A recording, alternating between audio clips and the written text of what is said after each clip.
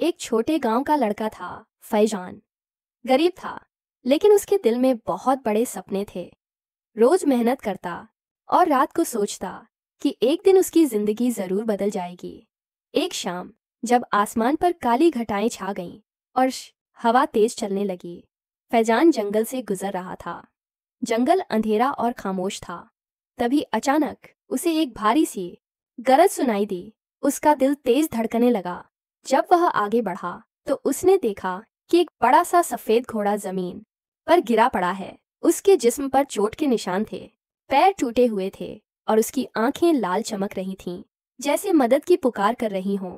फैजान एक पल के लिए डर गया, मगर फिर उसके दिल ने कहा, शायद यही वो राजा है जो मेरी जिंदगी बदल देगा। उसने हिम्मत जुटाई और घोड़े के जख्म साफ किए। हर रोज वह जंगल आता, दवा लगाता और खाना खिलाता। धीरे धीरे घोड़ा तंदुरुस्त होने लगा, लेकिन उसके चलने का तरीका अजीब था, जैसे वह कोई साधारण घोड़ा न हो।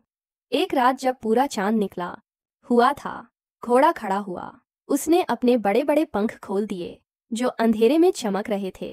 फैजान की सांसें थम गईं। उसने सोचा, ये घोड़ा है या फरिश्ता। अचानक घोड़ा जोर से हिनहिनाया और फैजान के सामने घुटनों के बल झुक गया, जैसे कह रहा हो, सवार हो जाओ, वरना ये राज हमेशा के लिए छुप जाएगा। फैजान ने डर के बावजूद उसकी पीठ पर सवारी की। अगले ही पल घोड़ा आसमान में उड़ गया। हवा गूंजने लगी, गांव छोटा होता गया और फैजान के सामने सिर्फ अंधेरा और सितारे रह गए। ये सफर डरावना भी था और खूबसूरत भी।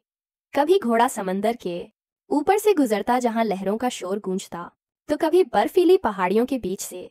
हर जगह फैजान को अजीब जीव दिखाई देते जो उसे घूर कर देखते। लेकिन सबसे बड़ी हैरानी तब हुई जब घोड़ा हर कुछ दिनों में एक सुनहरी चमकता पत्थर जमीन पर गिरा देता। फैजान जब उन्हें बेचता तो पता चलता कि वो असली सोना है। फैजान ने पैसों से अपना घर बनाया, स्कूल खोला और गरीबों की मदद की। लेकिन उसके दिल में एक सवाल हमेशा बना रहा, ये जादुई घोड़ा आखिर है क्या? एक दुआ का जवाब या किसी पुराने राज की सजा?